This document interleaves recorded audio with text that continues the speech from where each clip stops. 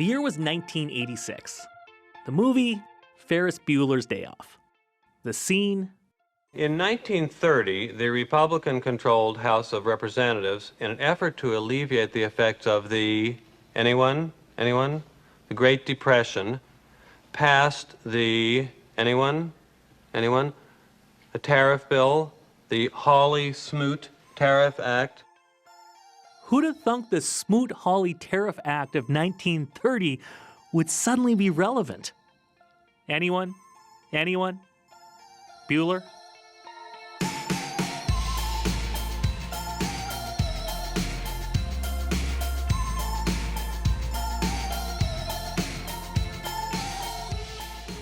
Hi, I'm Paul Havershood. Welcome to The Cost of Living. The Smoot-Hawley tariffs are one of the OGs of U.S. trade protectionism. They didn't go well for Canada, or the U.S. for that matter. But that didn't stop them. So can history tell us anything about Trump's tariffs today? Also on the show, a new spin on an old trick. It's something your grandparents knew, and it helped them save money on their grocery bill. Waste not, want not. Trump's tariffs are definitely the biggest worry for the economy. But it's not the only item on our big list of worries. Canada's booming population growth has been juicing the economy. So what happens now that the feds are dialing way back on immigration?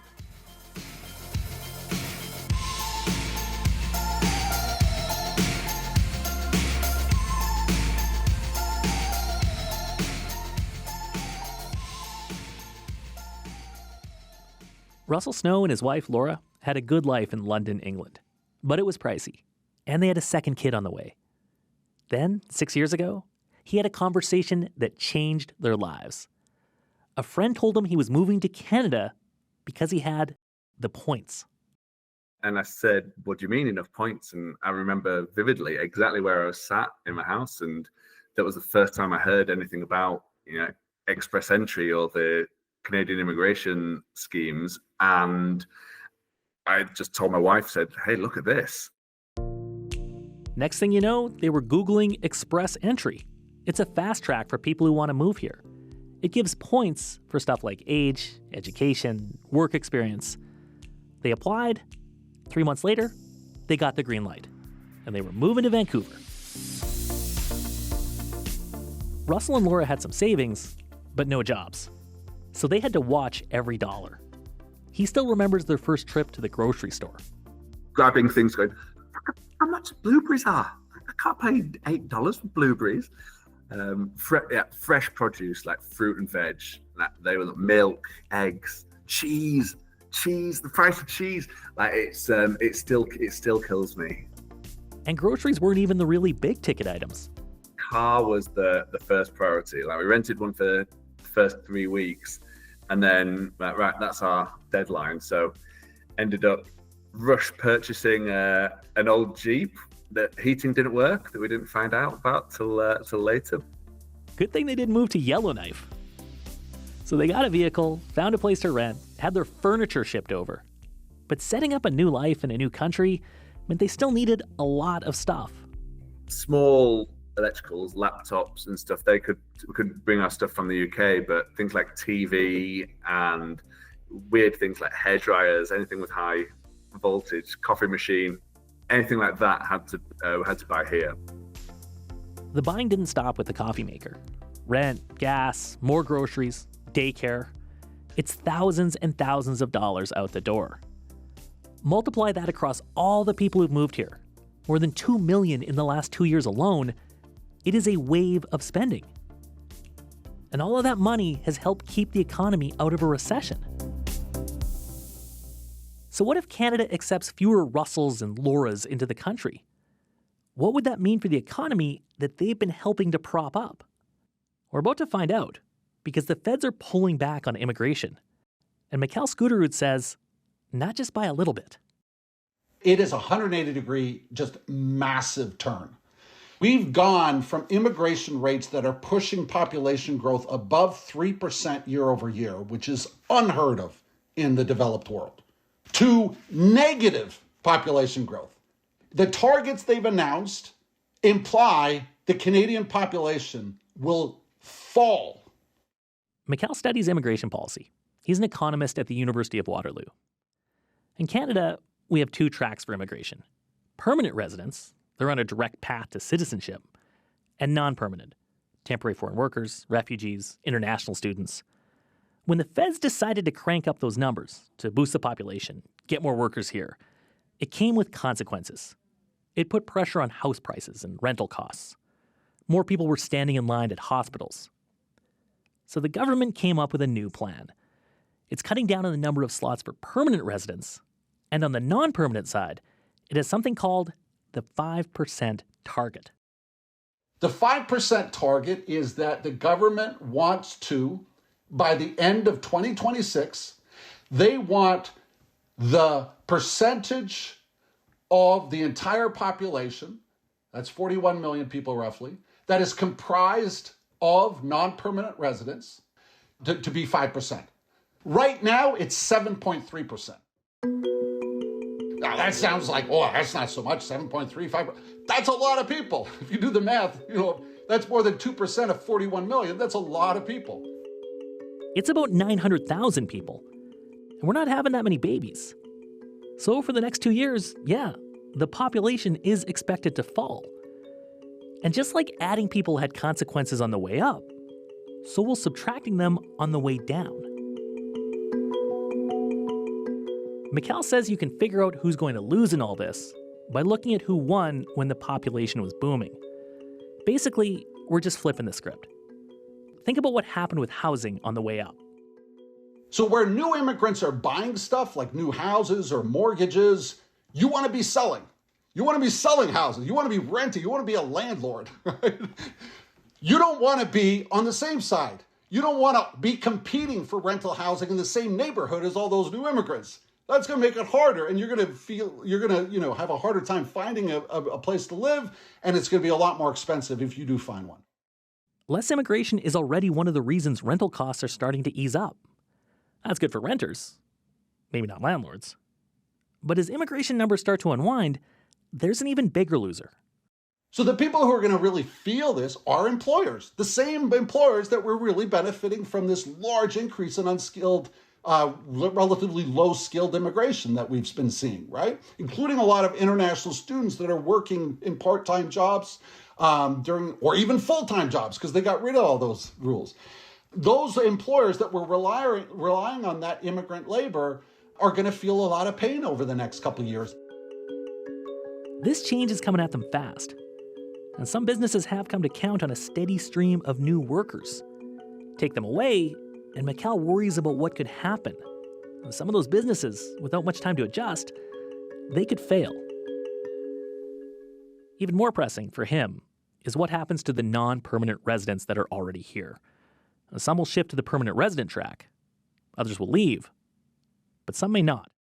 The first order priority right now really needs to be addressing that massive population, over 3 million individuals here now on some temporary status, large numbers of whom came here under the expectation that they were permanently going to settle here, a reasonable expectation, right? So what happens to those people over the coming years? And what we're seeing is all kinds of consequences, but the most troubling one is if you get a growing population of people with no legal status. That's the U.S. has dealt with that for generations. We have never had to deal with a large undocumented population, but that's a significant social problem.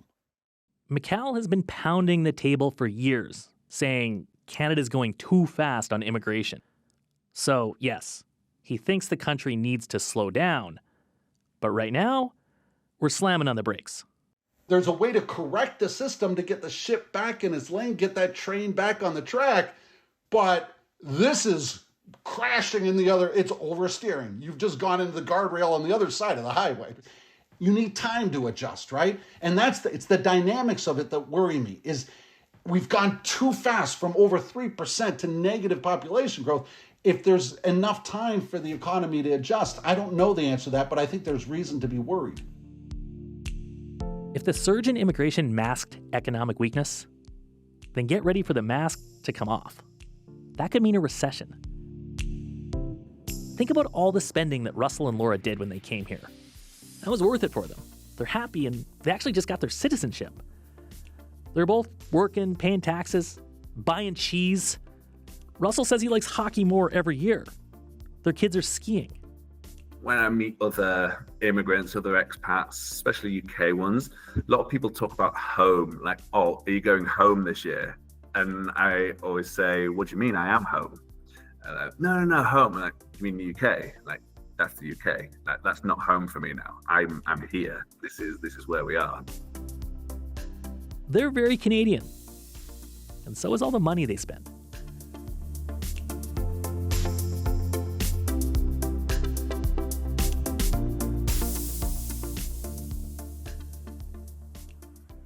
This is The Cost of Living on your radio, by podcast, and on Sirius Channel 169. I'm Paul Haberstrood.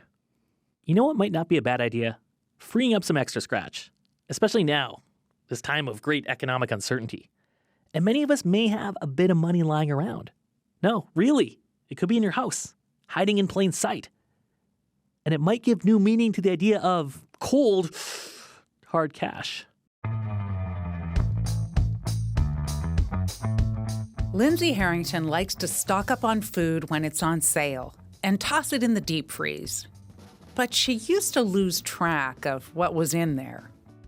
I found that, my freezer was just full of things that I never got around to eating, whether I was saving them for special occasions or I just forgot about some random block of soup. So a couple of years ago, she challenged herself. What if she bought no groceries for the month of January and just ate what was in the freezer and pantry? I do like to have cream or milk in my coffee, but Newfoundlanders love canned milk, like carnation milk. So I do have a couple of cans of that kind of on the side. She calls it No Grow, No Groceries, January. She's doing it again this year, and she says it's not as hard as you think. In fact, the first week is usually pretty easy. I still have all of my Christmas stocking chocolate and lots of goodies left over from the holidays, those frozen appetizers that everybody stocks up on. But by the middle of the month, the fresh fruit and veggies are gone. And by week 4, things get weird. I remember one year I was like, oh my God, what can I even make? And I was looking and I ended up making a soup out of just cans of V8 and navy beans. And I was like, I guess this is my life. If you do a quick Google search, you'll find all kinds of people doing this. But we're going to start by showing you what I've got on top, and then we'll get into... Some call it the pantry challenge or the extreme freezer clean out. I've got some stir-fried vegetables. And there's a reason people are finding ways to make their food bill go further. Food prices have been top of mind for a lot of households, especially in the past few years. Amanda Norris is a senior economist with Farm Credit Canada. Since 2020, we saw food inflation increase about 24%. And when we break it down by food category, things like meat products and bakery and cereal over those 5 years experienced a larger increase. One way to cut down on costs is to cut down on waste. We throw out a lot. Paul Vanderwerf, an adjunct professor at the University of Western Ontario, conducted a study of 200 Canadian homes. For weeks, his team rummaged through their garbage.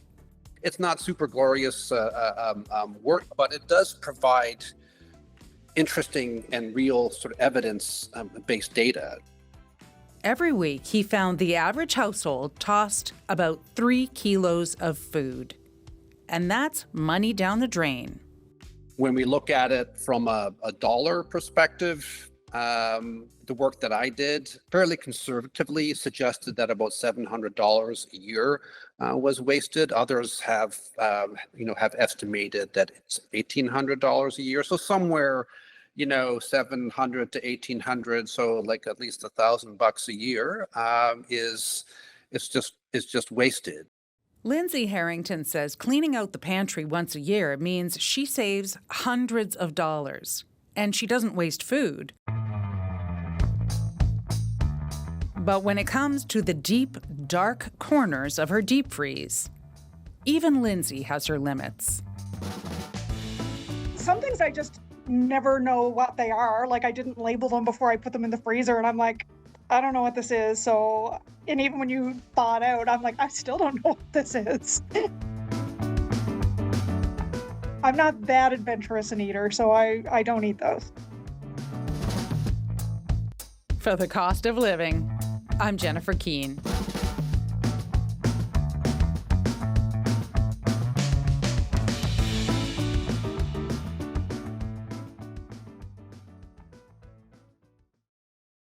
On your Radio and Buy podcast, this is The Cost of Living. I'm Paul Haberstrood. Bring on the uncertainty. Donald Trump in the White House, tariffs. We don't know how all of this is going to play out. But we're also not heading entirely into the great unknown. Back in the day, the U.S. hit us with the Smoot-Hawley Tariff Act. So, Allison Dempster, we've kind of seen this movie before. Yeah, just as the Depression was starting, the Smoot-Hawley Act put tariffs on a bunch of countries the U.S. traded with, like us, and it was named for the two Republican legislators who sponsored it, Senator Willis Hawley and Representative Reed Smoot. Ah, Willie Hawley, you old so-and-so. Don't forget Smoot. He wasn't our buddy either. Their tariffs started a trade war, and as the saying goes, history doesn't repeat itself, but it often rhymes. Okay, then, so how did Smoot-Hawley come to be? Okay, let's go back about 100 years to the Roaring 20s. I think we could use a little bit of music here.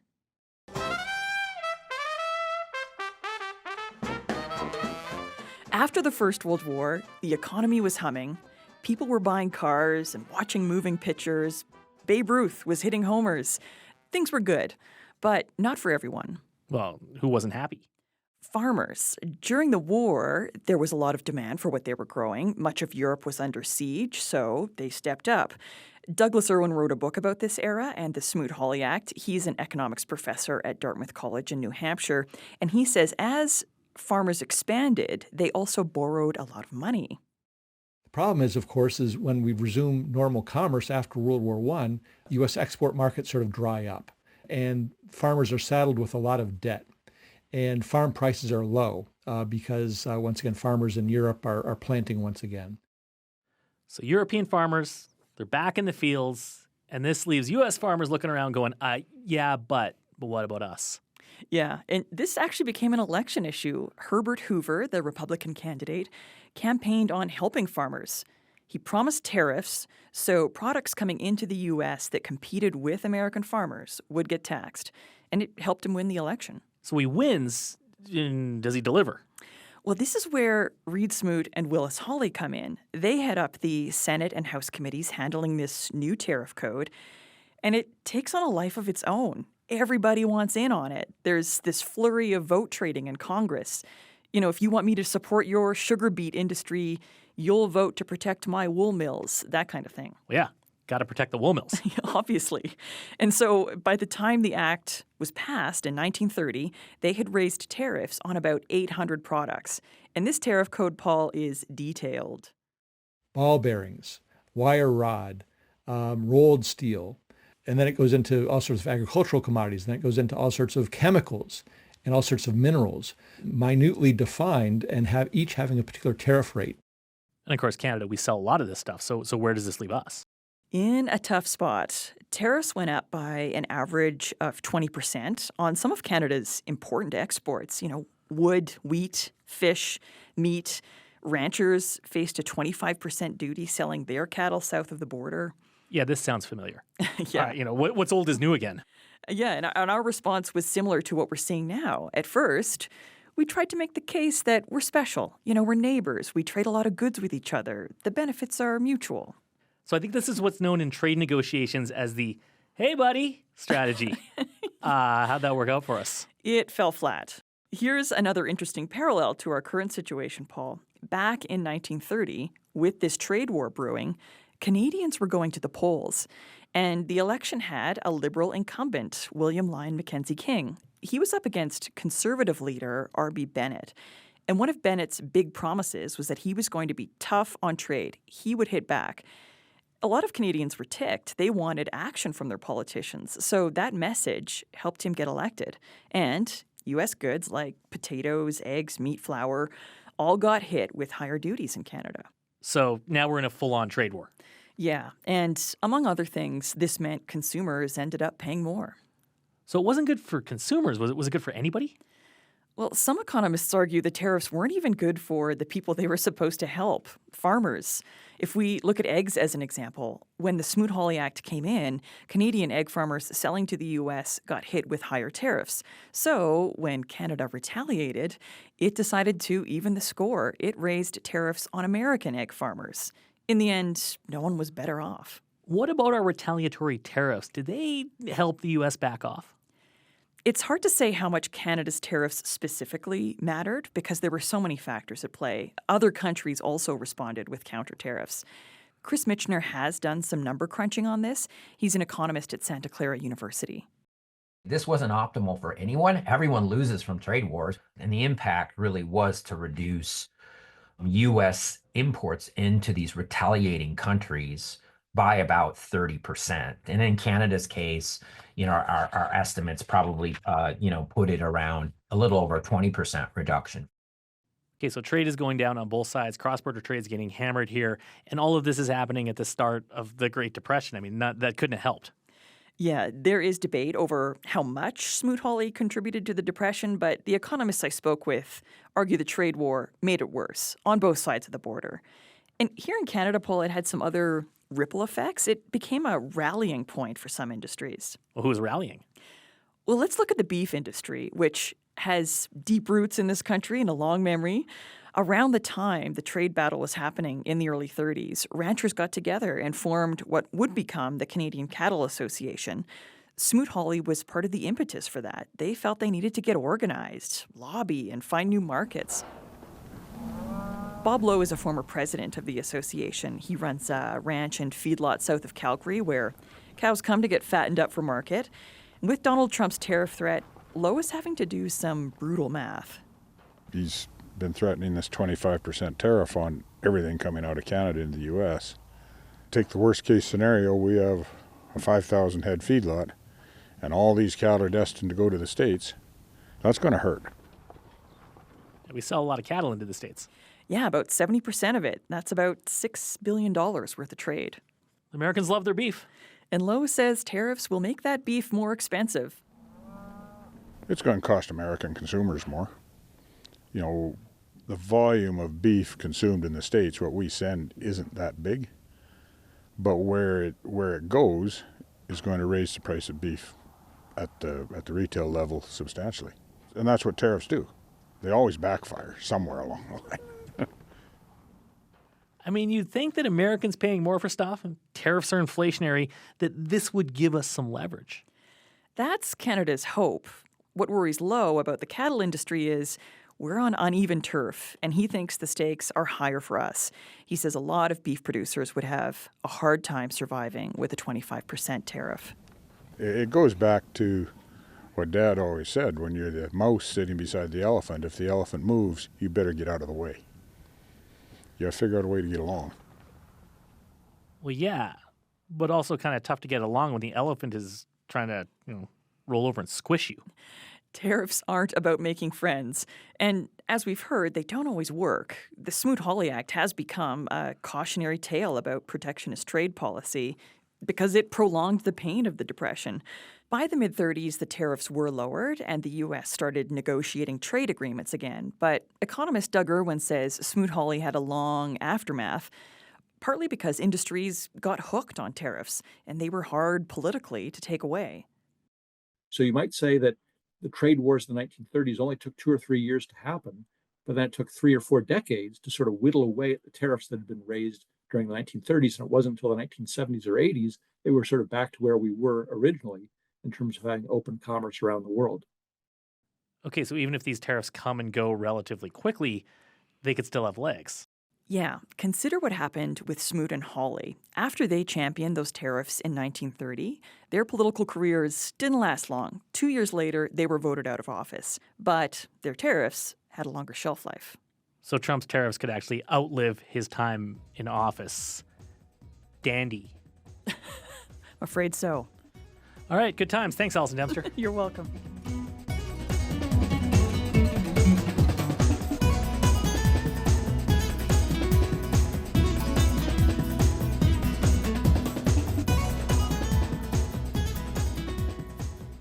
That's all for the show. The Cost of Living is based in Calgary. The show is produced this week by Daniel Nerman and Allison Dempster. Our senior producer is Jennifer Keene. I'm Paul Habertrud. Thanks for listening.